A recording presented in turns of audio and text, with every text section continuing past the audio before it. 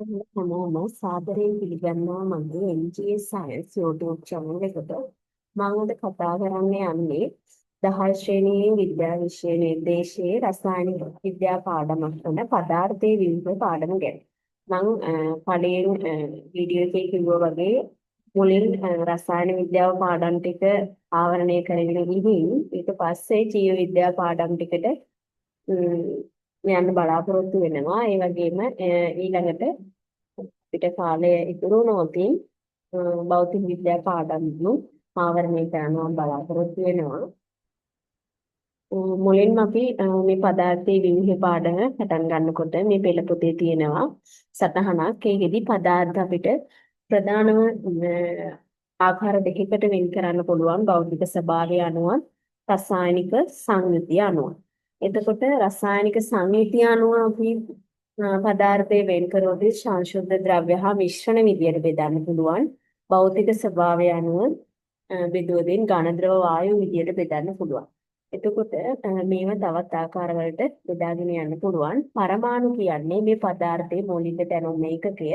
ඒ වගේම පරමාණුව ආයෙත් තව උපපරමාණුක අංශු වලින් සමන්විතයි. ඒව තමයි ප්‍රෝටෝන, ඉලෙක්ට්‍රෝන හා නියුට්‍රෝන කියන ඒවා. ඉලෙක්ට්‍රෝන කියන ඒවා ඍණාරෝපිත අංශුවක්. ප්‍රෝටෝන ධනාරෝපිත අංශුවක්. ඒ වගේම නියුට්‍රෝන වලට ආරෝපණයක් නැහැ. ඒක උදාසීන තත්ත්වයේ තියෙන අංශුව. විදියට පෙන්වන්න පුළුවන්.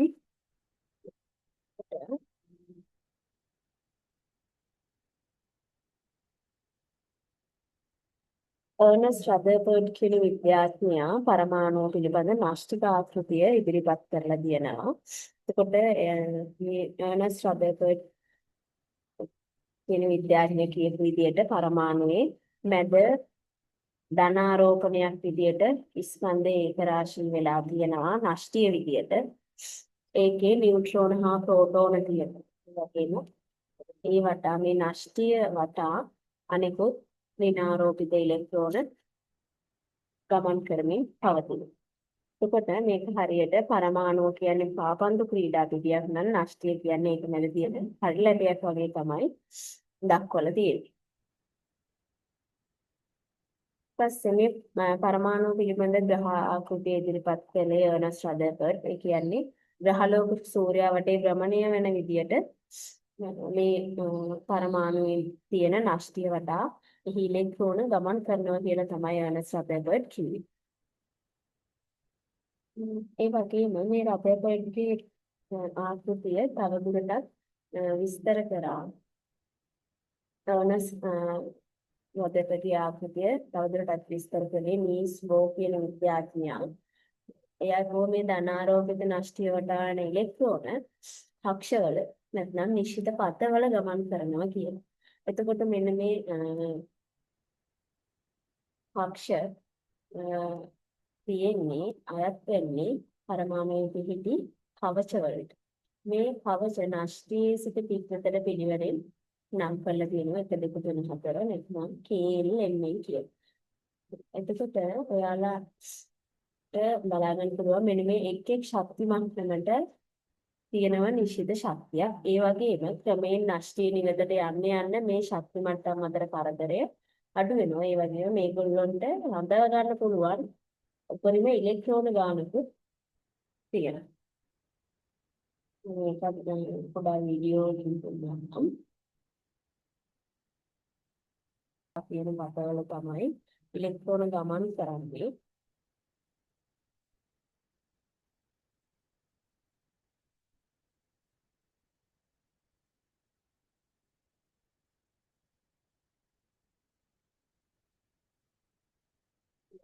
ගමන් කරන්නේ මේ මැද තියෙන්නේ නෂ්ටිය. ඒකට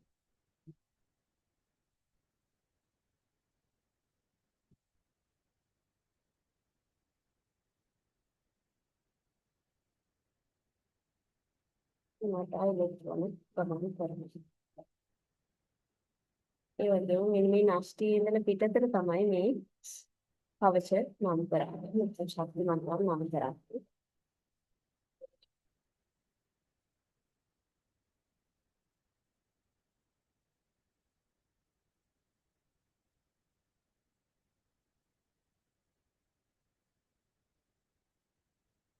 ඒවා උපදින සුළුතර ඒවා KLMN විදියට නම් කරන්න පුළුවන්.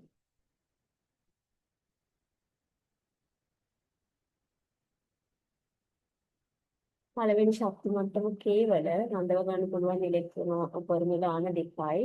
දෙවෙනි ශක්ති මට්ටම L වල උපරිම රඳව ගන්න පුළුවන් ඉලෙක්ට්‍රෝන ගාන 8යි. තුන්වෙනි ශක්ති මට්ටම M වල රඳව ගන්න පුළුවන් උපරිම ඉලෙක්ට්‍රෝන ගාන 18යි. අනිකුත් හතරවෙනි මට්ටමේ නැත්නම් n වෙනි මට්ටමේ අඳවා ගන්න පුළුවන් ඉලෙක්ට්‍රෝන 32ක්. හැබැයි සාමාන්‍යයෙන් අපි ඉලෙක්ට්‍රෝන වින්‍යාසයක් ලියද්දී පළවෙනි ශක්ති මට්ටමේ කියන්නේ 2යි අනෙත් හැම එකේම උපරිම පුරවන්නේ 8යි. මේ මෙතන ඒ අගයන් සඳහන් කරලා තිබෙනවා. පරමාණු ක්‍රමාංකය කියලා කියන්නේ පරමාණුවක් ගැන කතා කරද්දී විශේෂ වැදගත්කමකින් මාතෘකාවක්. පරමාණු ක්‍රමාංකය කියලා කියන්නේ ඒ යම්කිසි පරමාණුවක නෂ්ටීය අඩංගු ප්‍රෝටෝන සංඛ්‍යාව. එතකොට මේ නෂ්ටීය අඩංගු ප්‍රෝටෝන සංඛ්‍යාව එකිනෙකට වෙනස් මූලද්‍රව්‍යවල ප්‍රෝටෝන සංඛ්‍යාව වෙනස්. එතකොට එකිනෙකට වෙනස් මූලද්‍රව්‍ය දෙකක පරමාණු ක්‍රමාංක කොයිම වෙලාවකවත් සමාන වෙන්නේ නැහැ. ඒව එකිනෙකට වෙනස්. ඒකින්ද මේ පරමාණු ක්‍රමාංකය මූලද්‍රව්‍යයක අනන්‍ය ලක්ෂණය. ඒ මූලද්‍රව්‍යයට අනන්‍ය. ඒ කියන්නේ දැන් සෝඩියම් වල පරමාණු ක්‍රමාංකය 11යි. එතකොට කාබන් වල පරමාණු ක්‍රමාංකය 6යි. එතකොට මූලද්‍රව්‍යයක පරමාණු ක්‍රමාංකයෙන් අපිට කියන්න පුළුවන් මේ මූලද්‍රව්‍ය මොකක්ද කියලා. එතකොට මූලද්‍රව්‍යක පරමාණු ක්‍රමාංකය Z වලින් තමයි නිරූපණය කරන්නේ. එතකොට මේ මූලද්‍රව්‍යක පරමාණු ක්‍රමාංකය කියන්නේ උදාසීන පරමාණුවක නම් පරමාණු ක්‍රමාංකය ඒ මූලද්‍රව්‍ය පරමාණුවේ ඉලෙක්ට්‍රෝන සංඛ්‍යාවටත් සමානයි. හැබැයි මේ මූලද්‍රව්‍ය පරමාණුවෙන් ඉලෙක්ට්‍රෝන ඉවත් වීමක් හරි ඒවට එකතු වීමක් හරි වෙලා නම් ඒ කියන්නේ ආරෝපිත පරමාණුවක් නම් ධනායනයක් හරි ඍණායනයක් හරි නම් ඒවා ඒ ඉලෙක්ට්‍රෝන සංඛ්‍යාවට පරමාණු ක්‍රමාංකය සමාන වෙන්නේ නැහැ. කියන්නේ ඉලෙක්ට්‍රෝන සංඛ්‍යාව ප්‍රෝටෝන සංඛ්‍යාවට ඒ අවස්ථාවන් වලදී සමාන වෙන්නේ නැහැ. එක්ක අඩුයි නැත්නම් වැඩි. එතකොට ස්කන්ධ ක්‍රමාංකය ගැන අපි කතා කරොතින් ස්කන්ධ ක්‍රමාංකයේ දී අපි කතා කරන්නේ ප්‍රෝටෝන හා නියුට්‍රෝන වල ස්කන්ධය ගැන. ඉලෙක්ට්‍රෝන වල ස්කන්ධය මෙහිදී සලකන්නේ නැහැ. එතකොට ප්‍රෝටෝන සහ නියුට්‍රෝන වල ස්කන්ධ සාපේක්ෂව ආසන්න වශයෙන් සමානයි. එතකොට මේ ඉලෙක්ට්‍රෝන සලකන්නේ නැතුව ප්‍රෝටෝන හා නියුට්‍රෝන වල එකතුව තමයි අපි පරමාණුක ස්කන්ධ ක්‍රමාංකය කියලා සලකන්නේ. එතකොට ඒක අපිට නිර්වචනය කරවතින් පරමාණුක නෂ්ටීය අඩංගු ප්‍රෝටෝන සංඛ්‍යාවෙත් නියුට්‍රෝන සංඛ්‍යාවෙත් එකතුව තමයි ස්කන්ධ ක්‍රමාංකය කියලා කියන්නේ. එතකොට අපි දැන් ඒක පොඩි වීඩියෝකින් බලමු. පරමාණු ක්‍රමාංකය නෂ්ටීයේ තියෙන ප්‍රෝටෝන සංඛ්‍යාවට සමානයි.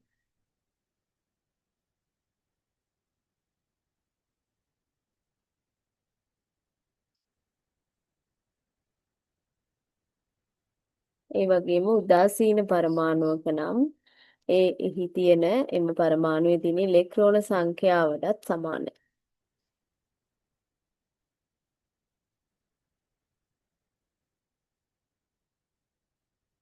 එතකොට සෝඩියම් ගත්තොතින් සෝඩියම් පරමාණුවේ ප්‍රෝටෝන 11ක් තියෙනවා. ඉලෙක්ට්‍රෝනත් 11ක් තියෙනවා. කියන්නේ උදාසීන සෝඩියම් පරමාණුවක් ගැන තමයි මම මේ කියන්නේ. එතකොට මේකේ පරමාණුක ක්‍රමාංකය වෙන්නේ 11.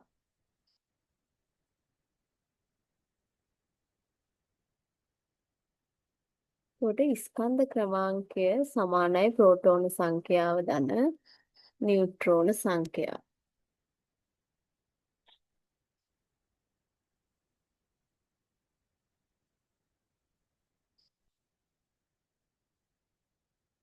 එතකොට සෝඩියම් පරමාණුව ගත්තොතින් ඒකේ ප්‍රෝටෝන 11ක් තියෙනවා. ඉලෙක්ට්‍රෝන 11ක් තියෙනවා. නියුට්‍රෝන තියෙනවා 12ක්. එතකොට සෝඩියම් වල ස්කන්ධ ක්‍රමාංකය වෙන්නේ 23.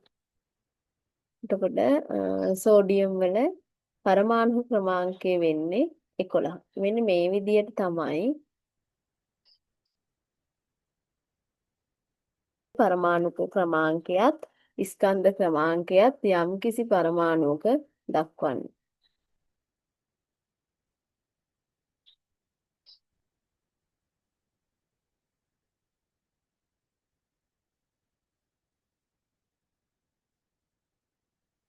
ඔක්සිජන් ගත්තොතින් ඔක්සිජන් 8 16 විදියට ඔය විදියට ලියන්නේ 8 කියලා කියන්නේ ස්කන්ධ පරමාණු ක්‍රමාංකය තමයි 8 කියලා කියන්නේ ස්කන්ධ ක්‍රමාංකය තමයි 16 කියලා කියන්නේ. එතකොට යම්කිසි පරමාණුක ස්කන්ධ ක්‍රමාංකයෙන් පරමාණු ක්‍රමාංකය අඩු කරොතින් ලැබෙන්නේ එම පරමාණුවේ නෂ්ටියේ තියෙන නියුට්‍රෝන සංඛ්‍යාව. ඊට පස්සේ අපි ඉලෙක්ට්‍රෝන වින්‍යාසය කියන්නේ මොකක්ද කියලා. සාමාන්‍යයෙන් පරමාණු ආකෘතිය අනුව යම්කිසි පරමාණුවක ඒ ශක්ති මට්ටම් වල තිබිය හැකි උපරිම ඉලෙක්ට්‍රෝන සංඛ්‍යා සඳහන් කරමින් ඒක අණුපිළිවෙලට ලිවීමක් තමයි ඉලෙක්ට්‍රෝන වින්‍යාසය කියලා කියන්නේ. මේකේ ඉලෙක්ට්‍රෝන වින්‍යාසය කියන එක දක්වලා තියෙනවා.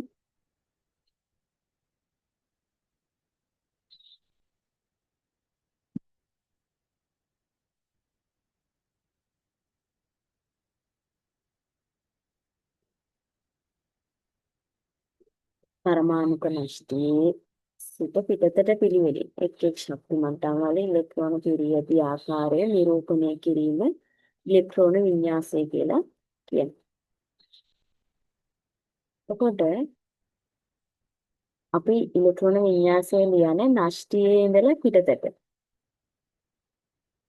එතකොට KLMN කියන ශක්ති මට්ටම් පිළිවෙලට තමයි ලියන්නේ. සෝඩියම් වල පරමාණු ක්‍රමාංකය 11යි. එතකොට අපි ලියන්නේ 2 8 1 කියලා. පොඩා වීඩියෝ එකකින් අපි ඒක බලමු. මේ ඉලෙක්ට්‍රෝන වින්‍යාසය ලියනකොට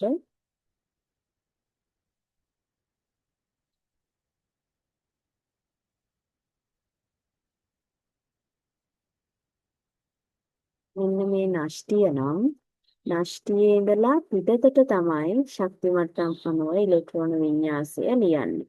එතකොට ශක්ති මට්ටම් ටික අපිට තියෙනවා KLMN කිය.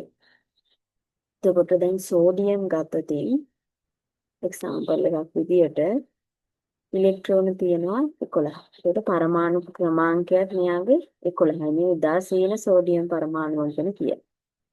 එතකොට KLMN විදියට ශක්ති මට්ටම් 4ක් තියෙනවා. එතකොට පළවෙනි ශක්ති මට්ටමේ උඩරිම තියෙන පුළුවන් ඉලෙක්ට්‍රෝන 2යි, දෙවෙනි ශක්ති මට්ටමේ උඩරිම 8යි. එතකොට තුන්වෙනි ශක්ති මට්ටමට ඉතුරු වෙන්නේ 8යි 2යි 10යි. මෙතන 11ක් තියෙන ඉතුරු වෙන එක තමයි තුන්වෙනි ශක්ති මට්ටමට යන්නේ.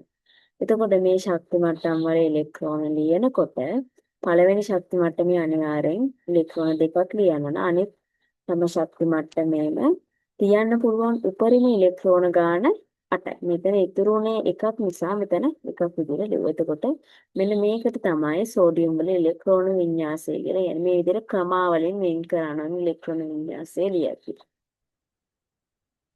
ඊට පස්සේ අපි කැල්සියම් ගත්තොත් කැල්සියම්ගේ ඉලෙක්ට්‍රෝන වින්‍යාසය ලියනකොට කැල්සියම්ගේ ඉලෙක්ට්‍රෝන තියෙනවා 20ක්. ඒ කියන්නේ පරමාණු ක්‍රමාංකය උදාසීන පරමාණු 20ක්. එතකොට KLMN කියලා ශක්ති මට්ටම් 3ක 4කට ඒක ලියන්න පුළුවන්. පළවෙනි ශක්ති මට්ටමේ ඉලෙක්ට්‍රෝන 2යි, දෙවෙනි එකේ 8යි, තුන්වෙනි එකේ 8යි, හතරවෙනි ශක්ති මට්ටමේ ඉලෙක්ට්‍රෝන 2යි. එතකොට මේක ලියන්න පුළුවන් 2 8 8 2 කියලා. ඔයාලට තියෙන මූලද්‍රව්‍ය 20ම ඉලෙක්ට්‍රෝන වින්‍යාසය පෙළපොතේ දීලා තියෙනවා. මේ විදිහට එක් ශක්ති මට්ටම් වලට වෙන් කරලා.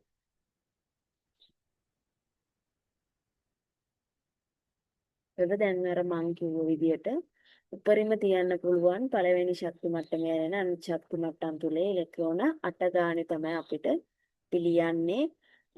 සාමාන්‍යයෙන් 3 වෙනි හා 4 වෙනි ශක්ති මට්ටමේ ඉලෙක්ට්‍රෝන 18කුත් හතරවෙනි ශක්ති මට්ටමේ ඉලෙක්ට්‍රෝන 32කුත් ආදී වශයෙන් තියන්න පුළුවන් කියලා කියනවා. හැබැයි අපි ඉලෙක්ට්‍රෝන වින්‍යාස ලියද්දී ලියන්නේ උපරිම 8යි මේ.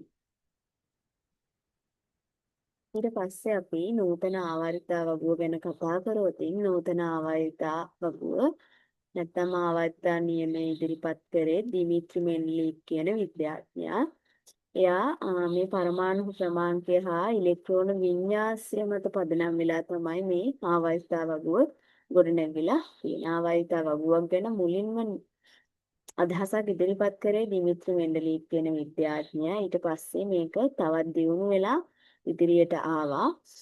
එතකොට මූලිකවම මේ ආවර්තිතා වගුව නූතන ආවර්තිතා වගුව පදනම් වෙලා තියෙන්නේ පරමාණු ක්‍රමාංකයත් ඉලෙක්ට්‍රෝන වින්‍යාසයත් මත. එතකොට මූලද්‍රව්‍ය වල ගුණ ඒවායේ පරමාණු ක්‍රමාංකවල ආවර්තිතා ශ්‍රිතයක් කියලා තමයි කියන්නේ. එතකොට පරමාණු ක්‍රමාංකයේ ආරෝහණය වෙන පිළිවෙලට මූලද්‍රව්‍ය සකස් කළ විට කිසියම් මූලද්‍රව්‍ය පරාසයකට පසුව සමාන ගුණ සහිත මූලද්‍රව්‍ය යලි යලිත් හමු වෙනවා. ඒ කියන්නේ මේ මෙතන කියලා තියෙන්නේ ඒක කියන්නේ මූලද්‍රව්‍ය වල ගුණ ඒවායේ පරමාණුක ක්‍රමාංකවල ආවර්තිතා ශ්‍රිතයක් තමයි කියන්න. එතකොට දැන් මේ පළවෙනි කාණ්ඩේ ඉන්න ලිතියම්, සෝඩියම්, පොටෑසියම්, රුබීඩියම්, සීසියම්, ෆ්‍රැන්සියම් වගේ කට්ටියට එක සමාන සමහර ගුණ තියෙනවා. එතකොට මේ බෙරිලියම්, මැග්නීසියම්, කැල්සියම්, ස්ට්‍රොන්චියම්, බේරියම්, රේඩියම් වගේ කට්ටියට සාමාන්‍යයෙන් එක සමාන සාපේක්ෂව එක සමාන ගුණ තියෙනවා. ප්‍රතික්‍රියාශීලීත්වය ආදී මේ කාණ්ඩේ පහළට යද්දී වැඩි වීම මේ වගේ දේවල් වෙනවා. මේගොල්ලෝ එක ලාක්ෂණික ප්‍රතික්‍රියාවක් දක්වනවා එකම කාණ්ඩයයි. දැන් මේ කාබන්ට සමාන ලාක්ෂණික ප්‍රතික්‍රියාවන් සිලිකන් දක්වනවා. නයිට්‍රජන්ට සමාන ලාක්ෂණික ප්‍රතික්‍රියාවන් ෆොස්ෆරස් සාමාන්‍යයෙන් දක්වනවා. සමහර අවස්ථාවල සමහර ප්‍රතික්‍රියා දක්වන්නේ නැහැ. හැබැයි ගොඩක් ප්‍රතික්‍රියා නයිට්‍රජන්ට සමාන ප්‍රතික්‍රියා ෆොස්ෆරස් දක්වනවා. ඒ කියන්නේ සමාන ගුණ තියෙන මූලද්‍රව්‍ය යලි යලිත් හමු වෙනවා කියලා.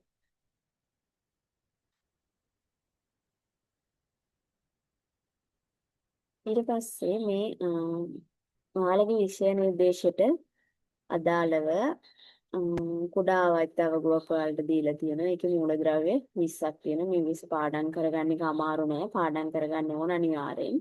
එතකොට මෙන්න හරස් අතට තියෙන පේලිවල මේ ආවර්තිතා වගුවේ හරස් අතට තියෙන පේලිවලට අපි කියනවා ආවර්ත කියලා. මෙන්න මේක පළවෙනි ආවර්තය, මේ හයිඩ්‍රජන් තියෙන එක පළවෙනි ආවර්තය, මේ දෙවෙනි ආවර්තය, මේක තුන්වෙනි ආවර්තය, මේක හතරවෙනි ආවර්තය, මේක පස්වෙනි ආවර්තය ඔය විදියට. ඊට පස්සේ මෙන්න මෙහෙම සිරස් අතට පේලි. සිරස් අතට තියෙන පේලි වලට අපි කියනවා කාණ්ඩ කියලා. මෙන්න මේකේ ලස්සනටම නම් කරලා තියෙනවා. මෙන්න මේ රෝම ඉලක්කම් වලින් නම් කරලා තියෙන්නේ කාණ්ඩ. මේ සිරස් ඉරි. සිරස් ආකාරයට තියෙන පේලි. එතකොට මේ තිරස් ආකාරයට තියෙන පේලි ආවර්ත කියලා අපි කියනවා. එතකොට මෙතන ඔයාලට තියෙන කුඩා ආවර්තය ආවර්ත 4යි කාණ්ඩ 8ක් තියෙනවා. 8 වෙනි කාණ්ඩයට සාමාන්‍යයෙන් බිඳුව වෙනි කාණ්ඩ කියලා කියනවා.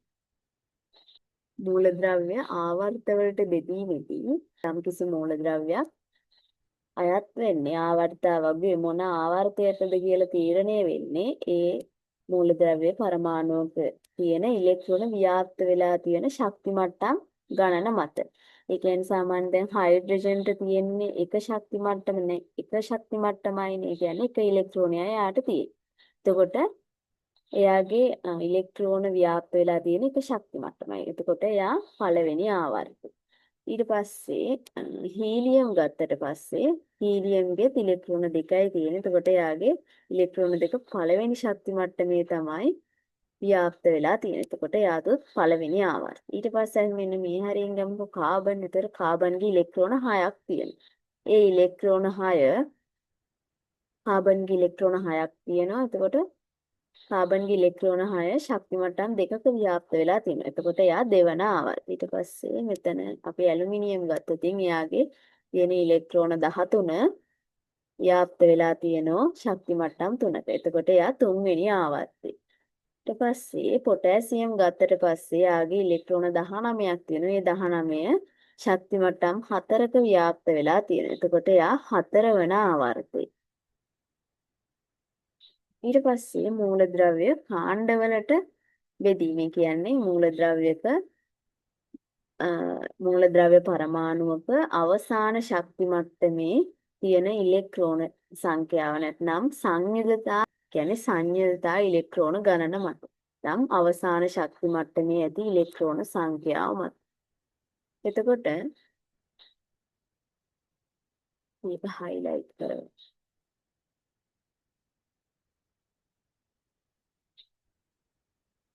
කාණ්ඩවලට බෙදීමේදී අපි ගණන් ගන්නේ අවසාන ශක්ති මට්ටමේ ඇති ඉලෙක්ට්‍රෝන සංඛ්‍යාව.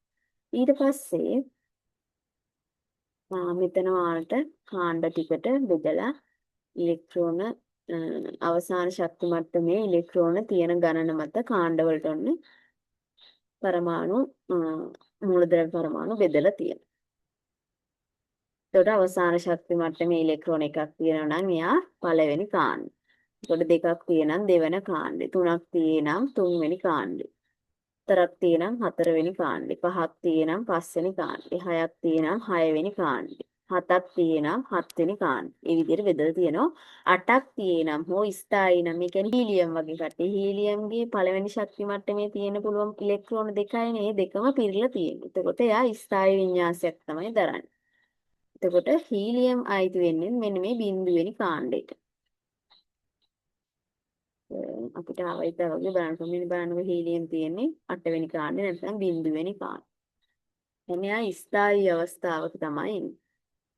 කියලා පොතේ මේ කාණ්ඩවලට ආවර්ත වලට ඉස්සන්ට බෙදලා දක්වලා තියෙනවා.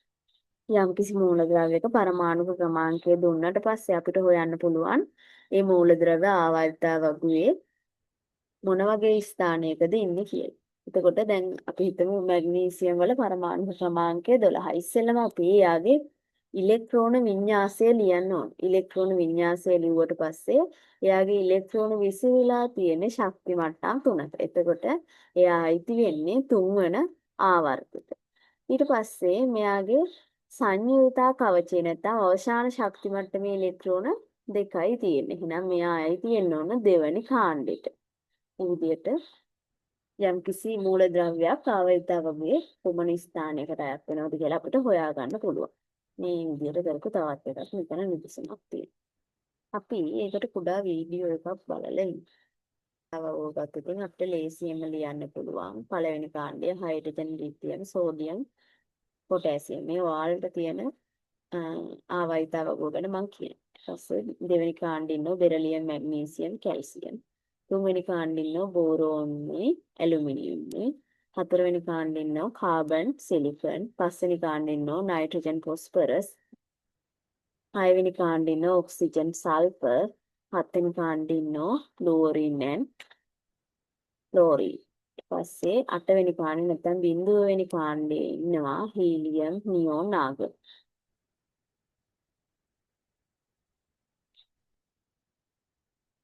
මේ පැත්තට ආවර්ත මෙන්න මේ තියෙන්නේ මේ සිරස් පේලි ආවර්ත මේ සිරස්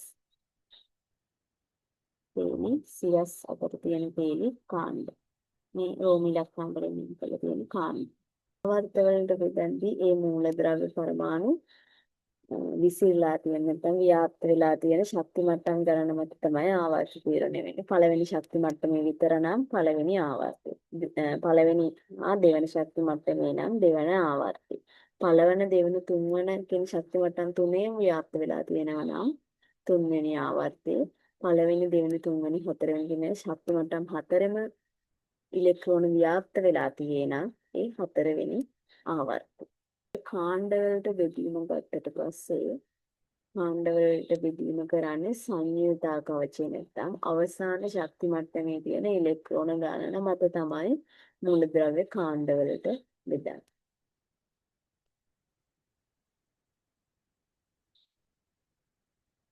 අවසාන ශක්තිමත්ට සමානයි සංයුක්තා කවච කියලා කියනවා.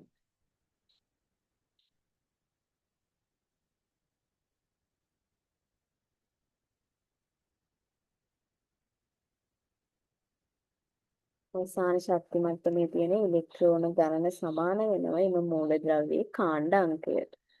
සෝඩියම් වල පරමාණු ක්‍රමාංක 11යි. එතකොට යාගේ ඉලෙක්ට්‍රෝන වින්‍යාසය ලෝණ 2 8 1 මෙන්න මේක තමයි අවසාන ශක්ති මට්ටමේ තියෙන ඉලෙක්ට්‍රෝන ගණන. එතකොට සෝඩියම්යි තියෙන්නේ පළවෙනි කාණ්ඩුව. එතකොට මෙයාගේ ව්‍යාප්ත වෙලා තියෙන ඉලෙක්ට්‍රෝන ව්‍යාප්ත වෙලා තියෙනවා ශක්ති මට්ටම් 3ක. එතකොට මෙයා තුන්වෙනි ආවර්තයට තමයි අයිති වෙන්නේ. ඊට පස්සේ අපිට කතා කරන්න තියෙන්නේ සමස්ථානික ගැන. සමස්ථානික කියන්නේ එකම මූලද්‍රව්‍යයේ ඇති වෙනස් ස්කන්ධ ක්‍රමාංක සහිත පරමාණු වලට තමයි සමස්ථානික කියලා කියන්නේ. එම මූලද්‍රව්‍ය පරමාණුට අදාළව සමස්ථානික කියලා කියන්නේ. එතකොට මේ පරමාණු ක්‍රමාංකය ප්‍රෝටෝන සංඛ්‍යාවට සමාන වෙනවයි කියලා අපි ඉගෙනගෙන තියෙනවා. එතකොට වෙනස් නියුට්‍රෝන සංඛ්‍යාවක් තිබුණොතින් තමයි මේ ස්කන්ධ ක්‍රමාංක වෙනස් එකම මූලද්‍රව්‍යයේ පරමාණු ඇති වෙන්නේ. හයිඩ්‍රජන් අපිට මේ විෂය නිර්දේශ තියෙන විදිහට හයිඩ්‍රජන්ට සමස්ථානික තුනක් තියෙනවා. රෝටියම්, ඩියුටීරියම් හා ට්‍රිටියම්. මේ තුන ගැන අහන්න පුළුවන් එක්සෑම් එකේදී. රෝටියම් කියන සමස්ථානය හයිඩ්‍රජන්ගේ සමස්ථානිකයට එයාගේ නියුට්‍රෝන නෑ ප්‍රෝටෝනයි ඉලෙක්ට්‍රෝනයි එක ගානේ තියෙන. එතකොට මෙන්න මේ විදිහට ස්කන්ධ ක්‍රමාංකයයි පරමාණු ක්‍රමාංකයයි ලියන්න පුළුවන්. ඒකට එක කියලා තමයි සම්මත විදිහට නිරූපණය කරන්නේ. ඩියුටීරියම් කියන එක්කෙනාගේ ඉලෙක්ට්‍රෝනත් එකක් තියෙනවා ප්‍රෝටෝනත් එකක් තියෙනවා නියුට්‍රෝනත් එකක් තියෙනවා. එතකොට නියුට්‍රෝන වලයි ප්‍රෝටෝන වලයි ස්කන්ධ ක්‍රමාංකය වෙන. එතකොට මේ දෙන්නගේ එකතුව 2යි. මෙතන පරමාණු ක්‍රමාංක වෙන ප්‍රෝටෝන ගානේ ඒක 1. එතකොට 1 2 හයිඩ්‍රජන් 1 2. ඊට පස්සේ ට්‍රිටියම් ගත්තට පස්සේ යාගේ ඉලෙක්ට්‍රෝනත් එකයි ප්‍රෝටෝනත් එකයි. හැබැයි නියුට්‍රෝන ගණන වෙනස් වෙන නියුට්‍රෝන දෙකක් තියෙනවා. එතකොට හයිඩ්‍රජන් 1 3 කියන්නේ ට්‍රිටියම් වලට. එතකොට මේ වගේ සමස්ථානික තියෙනවා ක්ලෝරීන් වලට, ඔක්සිජන් වලට වගේ කට්ටියටත් සමස්ථානික තියෙනවා. එතකොට ක්ලෝරීන් වල සමස්ථානික දෙකක් තියෙනවා. Chlorine 1735, chlorine 1737. එතකොට මේ දෙන්න ක්ලෝරීන් වායු නේදියක් ගත්තට පස්සේ සමාන ප්‍රමාණ වලින් නැහැ. සාමාන්‍යයෙන් ක්ලෝරීන් 1735 කියන එක තමයි සුලභව තියෙන්නේ. ඒ කියන්නේ මෙම එක් සමස්ථානිකවල සුලභතා ප්‍රතිශත අපිට හොයන්න පුළුවන්. ඒක ඔයාලගේ විෂය නිර්දේශයට අදාළ වෙන්නේ නැහැ. ඊට පස්සේ බලමු ආවර්තිතා වගුවේ දැකිය හැකි රටක්. සාමාන්‍යයෙන් අපි විශේෂයෙන්ම සාමාන්‍ය පෙළ විෂය නිර්දේශයේදී කතා කරන දෙක තමයි පළවෙනි අයනීකරණ ශක්තිය හා විද්‍යුත් ඍණතාව. කොට ආවර්තයක් ඔස්සේ වමේ සිට දකුණට යන විටත් කාණ්ඩයක් දිගේ ඉහළ සිට පහළට යන විටත් මූලද්‍රව්‍ය වල භෞතික හා රසායනික ගුණ ක්‍රමානුකූලව විචලනය වෙනවා. ඒ කියන්නේ මෙන්න මේ ගුණ දෙක තමයි විශේෂයෙන්ම සලකා බලන්න. පළමු වෙන අයනීකරණ ශක්තියත් විද්‍යුත් ඍණතාව. පළමු වෙන අයනීකරණ ශක්තිය කියලා කියන්නේ යම් කිසි මූලද්‍රව්‍ය පරමාණුවකින් දැන් අපි හිතමු දැන් නෂ්ටිය නියුට්‍රෝන වලට ආරෝපණයක් නැහැ උදාසීනයි. හැබැයි ප්‍රෝටෝන වලට ධන ආරෝපණයක් තියෙනවා. එයා නිසා නෂ්ටිය ධන ආරෝපිතයි. එතකොට ධන ආරෝපිත නෂ්ටිය ආකර්ෂණයක් ඇති කරනෝ ඍණ ආරෝපිත ඉලෙක්ට්‍රෝන වෙත. ඒ කියන්නේ දැන් ඉලෙක්ට්‍රෝන එම පරමාණුවේ තියෙන ශක්ති මට්ටම් වලින් ඉවතට නොයා ඉන්නේ මෙන්න මේ නෂ්ටිය මගින් ඇති කරපු ආකර්ෂණය හින්දා. එතකොට අපිට මේ පරමාණුවකින් ඉලෙක්ට්‍රෝනයක් මෙන්න මේ නෂ්ටික ආකර්ෂණීය ශක්තිය අභිබවා ගිහිල්ලා ඉවත් කරන්න නම් නැත්නම් ධනායනයක් බවට පත් කරන්න නම් අපිට යම් ශක්තියක් දෙන්න වෙනවා.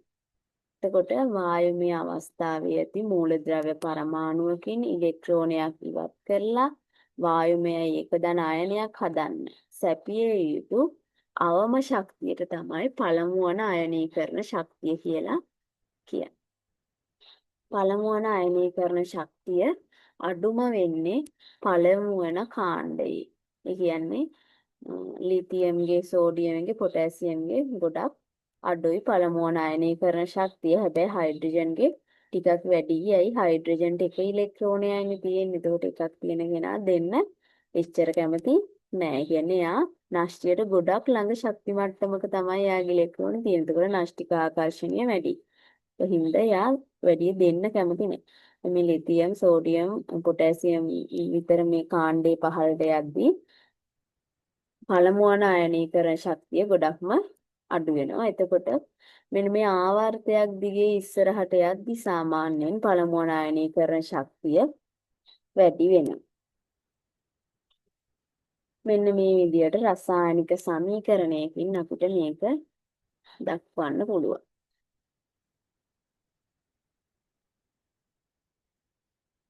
එතකොට මේ පළමු වන අයනීකරණ ශක්තිය එක පරමාණුවක් සඳහා ගොඩාක් සාපේක්ෂව කුඩා අගයක්. ඒකින්ද අපි පරමාණු මවුලයකට තමයි පළමු වන අයනීකරණ ශක්තිය කොච්චරද කියලා ඉදිරිපත් කරන්නේ. ඒ කියන්නේ එතකොට මවුලයට කිලෝ ජූල වලින් තමයි මේකේ ඒකකය සඳහන් කරන්නේ. එතකොට සාමාන්‍යයෙන් උපරිම පළමු අයනීකරණ ශක්තියක් තියෙන 8 වන කාණ්ඩයේ මූලද්‍රව්‍ය වලට. සාමාන්‍යයෙන් 8 වන කාණ්ඩයේ ඉහළ තියෙන මූලද්‍රව්‍ය වල පළමුවෙනි අයනීකරණ ශක්තිය උපරිම අගයක් ගන්න. හීලියම් වල තමයි උපරිම පළමු අයනීකරණ ශක්තියක් තියෙන්නේ. පොටෑසියම්ට හා සෝඩියම්ට තමයි අඩුම පළමු වන අයනීකරණ ශක්තියක් තියෙන්නේ මෙන්න මේ ප්‍රස්ථාරයට අනුව.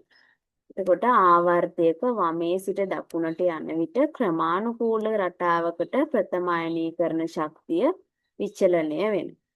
මේ ප්‍රස්ථාරයේ ලස්සනට ඒක දක්වලා තියෙනවා. එතකොට හීලියම්ට තමයි උපරිම පළමු අයනීකරණ ශක්තියක් තියෙන්නේ. පොටෑසියම්ටයි සෝඩියම්ට ලිතියම්ට වගේ පළවෙනි කාණ්ඩයේ අයට අඩුම පළමු වන අයනීකරණ ශක්තියක් තියෙනවා.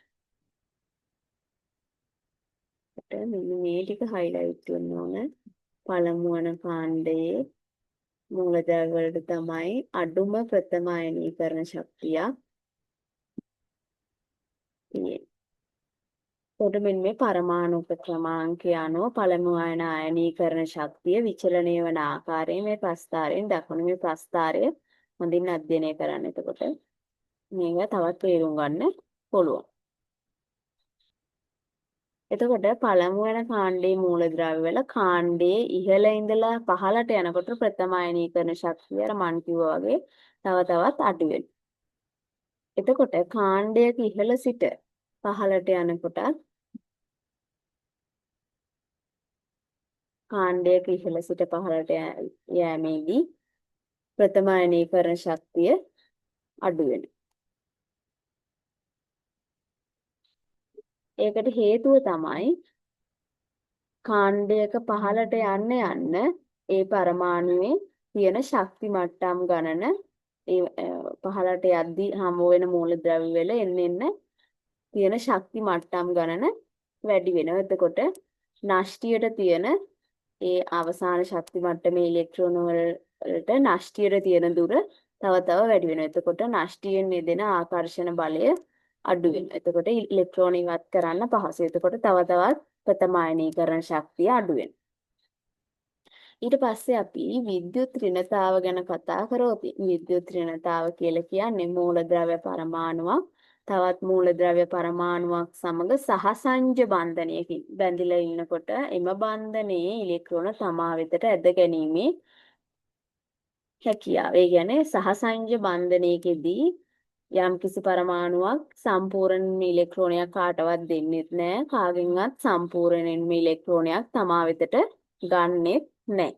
එතකොට මේකෙදි කරන්නේ මේ දෙන්නම සහසංජ බන්ධනයකදී ඉලෙක්ට්‍රෝනය හවුලේ තියාගන්නවා. දැන් ක්ලෝරීන් වගේ එක්කෙනෙක් එක්ක ඉලෙක්ට්‍රෝන හවුලේ තියාගත්තොත් අවාසියි. අයි ක්ලෝරීන්ගේ විද්‍යුත් ඍණතාවය වැඩි. එයා මොකද කරන්නේ හැමතිස්සෙම එයාගේ පැත්තට වැඩි බලයක් දාලා මේ ඉලෙක්ට්‍රෝනේ තමන් වෙතට ඇද ගන්න තමයි බලන්නේ.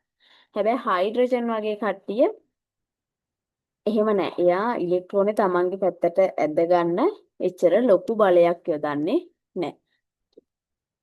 විද්‍යුත් ඍණතාව වැඩි පරමාණුවක් ඉලෙක්ට්‍රෝන කෙරෙහි දක්වන ආකර්ෂණය විද්‍යුත් ඍණතාවයෙන් අඩු පරමාණුවක එම හැකියාවට වඩා වැඩි. ඒතකොට රසායනික බන්ධනයකදී විද්‍යුත් ඍණතාවත් මේ සහසංජ බන්ධන ගැනත් ඔයාලට නැවත උගන්වනවා. ඊළඟට ගත්තට පස්සේ විද්‍යුත් ඍණතාව මනින්නේ පෝලින් පරිමාණය අනුව. ඒතකොට විද්‍යුත් ඍණතාවය ඒ ඉහළම මූලද්‍රව්‍ය තමයි ෆ්ලුවරින්. පස්සේ උච්ච වායු සඳහා විද්‍යුත් ඍණතාවයක් පෝලින් පරිමාණයෙන් සඳහන් වෙන්නේ නැහැ. එතකොට මෙන්න මෙතනත් මේ ප්‍රස්තාරයක් තියෙනවා. ඒකට අනුව ෆ්ලුවරින්ට තමයි වැඩිම විද්‍යුත් ඍණතාවයක් තියෙන්නේ. ඊට පස්සේ ක්ලෝරීන්ටත් වැඩි අගයක් තියෙනවා. ක්ලෝරීන්ට වඩා සාපේක්ෂව වැඩි අගයක් ඔක්සිජන්ට තියෙනවා. ඊට පස්සේ අඩුම විද්‍යුත් ඍණතාවයන් තියෙන්නේ ලිතියම්ට, සෝඩියම්ට සහ පොටෑසියම්ට. ඒවා මේ ප්‍රස්තාරය අනුව මතක තියාගන්න උත්සාහ කරන්න නිකන් කටපාඩමින් තියාගන්නේ නැතුව ප්‍රස්තාරය මතක තියාගන්න ඔයාලට ගොඩක් දේවල් මතක තියාගන්න පුළුවන් වෙයි කියලා මං හිතනවා. ඊට පස්සේ විද්‍යුත් ඍණතාව විචලනය වෙන අන්දම ගත්තොත් ආවර්තයක් දිගේ මෙන්න මේ විදිහට ආවර්තයක් දිගේ වම් පැත්ත ඉඳලා දකුණු පැත්තට යනකොට විද්‍යුත් ඍණතාවය එන්න වැඩි වෙනවා. එතකොට කාණ්ඩයක් දිගේ ඉහළ ඉඳලා පහළට යනකොට විද්‍යුත් ඍණතාවය අඩු වෙනවා. මේ හයිඩ්‍රජන් ඉලෙක්ට්‍රෝනයක් ගන්න තියෙන කැමැත්තට වඩා පොටෑසියම්ගේ ඉලෙක්ට්‍රෝනයක් ගන්න තියෙන කැමැත්ත ගොඩක් අඩුයි. ඒකේ පැත්තට ඇද ගන්න ඕනකම ගොඩක් අඩුයි.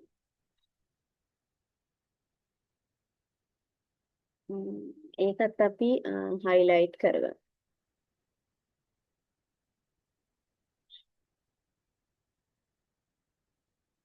ඊට පස්සේ ගත්තට පස්සේ ලෝහ අලෝහ සහ ලෝහ අලෝහ මෙන්න මේ නූතන ආවර්තවව ගත්තට පස්සේ මේ නිල් පාටින් දාලා තියෙන කට්ටිය ඔක්කොම ලෝහ. ඒ කියන්නේ ආවර්තිතා වගුවේ තියෙන බහුතරයක් ලෝහ. ඊට පස්සේ මෙන්න මේ මැද කොළ පාටින් දක්වලා තියෙන කට්ටිය ලෝහා ලෝහ කියන. ඒගොල්ලන්ට ලෝහ ගුණක් තියෙනවා අලෝහ ගුණක් තියෙනවා. ඒ කියන්නේ අතරමැදි කට්ටිය. ඊට පස්සේ මෙන්න මේ පැත්තේ කොනේ ඉන්නවා තැඹිලි පාට කට්ටිය. මෙන්න මේගොල්ලෝ අලෝහ. මෙන්න මේ හයිඩ්‍රජන් උත් අලෝහයක්. ඊට පස්සේ මෙන්න මේ පැත්තේ අයනේ ඉන්නවා උච්ච වායු. හීලියම්, නියෝන්, ආගන්, ක්‍රිප්ටෝන්, සෙනෝන්, රෙනෝන් ඒ වගේ කට්ටිය උච්ච වායු. ඊළඟට මේ මෙතන ඉඳලා තියෙන ටික වලට පාඩම් කරගන්න පුළුවන්. ඊට පස්සේ මම මගේ ඊළඟ වීඩියෝයෙන් ඔයාලට ගෙනෙන්නේ රසායනික සූත්‍ර ලිවීම. ඒක මේ වීඩියෝ එකට ඇතුළත් කරන්නේ නැහැ. එතකොට දීර්ඝ වෙනවා වීඩියෝ එක තවත් ඒක හින්දා පත් කරන්නේ. එහෙනම් මේ වීඩියෝවෙන් සමුගන්නවා ඊළඟ රසායනික සූත්‍ර ලිවීම කියන වීඩියෝවෙන් අපි හමු වෙමු. දිගටම රැඳී ඉන්න. Thank you ඔයාලා හැමෝටම.